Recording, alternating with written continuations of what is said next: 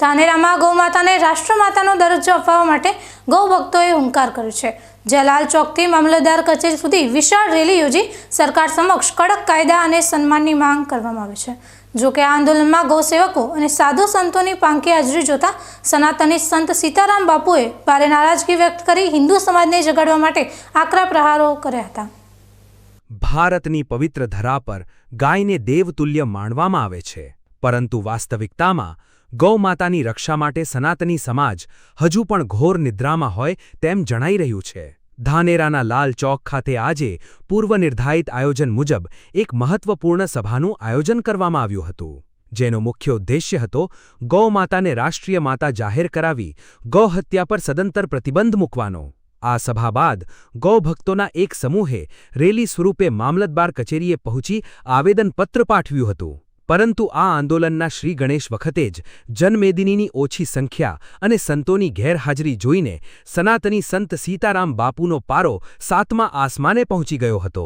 તેમણે રોષભર્યા શબ્દોમાં જણાવ્યું હતું કે માત્ર વાતો કરવાથી ગૌમાતા નહીં બચે, તેના માટે મેદાને ઉતરવું પડશે। જો સનાતન ધર્મના રક્ષકો અને સંતો જ ગૌમાતાના કાર્યમાં પાછળ રહેશે તો દેશનું ભાવિ જોખમમાં મુકાશે। રેલી દરમિયાન જય ગૌમાતાના નાદ તો ગુંજ્યા હતા, પરંતુ સંતોની ચેતવણીએ ઉપસ્થિત દરેક ગૌભક્તને આત્મમંથન કરવા મજબૂર કર્યા હતા। આ આંદોલન હવે માત્ર પ્રતિકાત્મક નથી રહ્યું, પરંતુ ગૌવંશના જતન અને સંવર્ધન માટે એક નવી ક્રાંતિની શરૂઆત બની ગયું છે।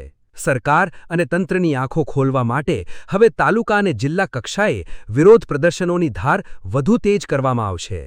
ગૌમાતાના ચરણોમાં શ્રદ્ધા રાખતી જનતાને એકજૂટ કરી આ લડતને છેક દિલ્હી સુધી પહોંચાડવાનો મક્કમ નિર્ધાર આ સભામાં કરવામાં આવ્યો હતો। માતા બચતી હતી અને આજે માતા ખાલી બતાવવાના હતા, ક્યારે ગૌમાતા બચી શકતી તો તમે માતા બતાવવા નથી આવી શક્યા। અરે હિન્દુઓ શરમજનક વાત છે આ, તમને કોઈને શરમ નથી આવતી? અહીંયા આજ તમે 100 માણસ તમને જોઈને મને દુઃખ લાગે છે। ગૌમાતાને રાષ્ટ્રમાતા બનાવી છે, ગૌમાતાને દરજ્જો સારો આપવો છે। અરે કોઈના મનની અંદર બસ આ તમારો ગૌમાતાનો પ્રેમ છે। ધાનેરા તાલુકાની અંદર હું સંસારી વ્યક્તિ તમને નથી કહેવા માંગતો, હું એક જ વસ્તુ કહેવા માંગુ, ધાનેરા તાલુકાની સાધુ સંતોને ગૌમાતા પર સન્માન નથી। ક્યાં સાધુ સંતો? શું લગ્નના હાકા જ ખાવાના છે? મીઠાઈઓ જ ખાવાની છે? ગાદીઓ માટે મોજ કરવાની છે? ક્યારે ગૌમાતાનો સમય આવે ત્યારે તમે આશ્રમની અંદર બેસી ગયા છો? અરે સાધુ સંતો તમે આગળ નહીં આવો તો અમને પબ્લિક એમ જ મરી જવાની છે, ગૌમાતા એમ જ ખત્મ થઈ જવાની છે। અને હવે તો ગોપાલ કૃષ્ણ વિચાર કરે છે કે આ લીલા એકાની સામટી દઉં। ધાનેરાથી શરૂ થયેલું આ આંદોલન હવે આવનારા 1.5 થી 2 વર્ષ સુધી સતત ચાલશે તેવા સંકેતો મળી રહ્યા છે। ગૌ સેવા સમિતિ દ્વારા આગામી સમયમાં એવી રણનીતિ ઘડવામાં આવી છે કે જ્યાં સુધી ગૌમાતાને રાષ્ટ્રમાતાનો બંધારણીય દરજ્જો નહીં મળે ત્યાં સુધી આ લડત અટકશે નહીં। તાલુકા મથકોએ આવેદનપત્ર આપ્યા બાદ હવે આ ચળવળને ગામડે ગામડે લઈ જવામાં આવશે, જેથી જન ગૌરક્ષાના આ મહાયજ્ઞમાં પોતાની આહુતિ આપી શકે।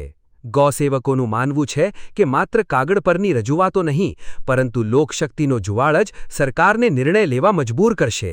આ આંદોલન દ્વારા ગૌશાળાઓની આર્થિક સ્થિતિ અને રસ્તે રજડતી ગાયોના પ્રશ્નોને પણ વાચા આપવાનો પ્રયાસ કરવામાં આવશે।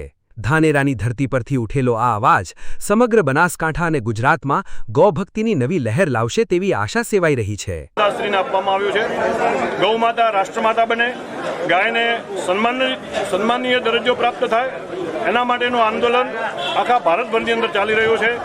અને આજે સમગ્ર ગુજરાતની અંદર તાલુકાઓ દીઠ દરેક કચેરીમાં રેલી દ્વારા સરઘસ દ્વારા આવેદનપત્ર આપવામાં આવી રહ્યા છે।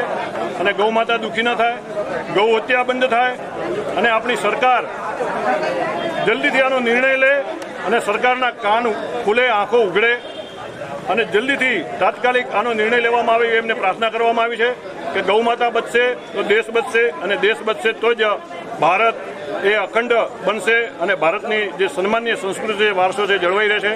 એના માટેનું એક આવેદનપત્ર આપવામાં આવ્યું છે। આ આંદોલન સતત 1.5 વર્ષ 2 વર્ષ સુધી ચાલશે અને આગામી એક આંદોલન 27મી જુલાઈના રોજ જિલ્લા સ્તરીય આવેદનપત્ર આપવામાં આવશે અને તમામ લોકો સાથે મળીને આ કાર્ય કરવામાં આવી રહ્યું છે। ધાનેરામાં ગૌભક્તોનો આ હુંકાર અને સંતોની આકરી ચેતવણીએ સાબિત કરી દીધું છે કે હવે ગૌરક્ષાનો મુદ્દો માત્ર ધાર્મિક નહીં પરંતુ સામાજિક પ્રતિષ્ઠાનો વિષય બની ગયો છે। સરકાર આ જન આક્રોશને ક્યારે ધ્યાને લે છે તેના પર હવે સૌની મીટ મંડાયેલી છે.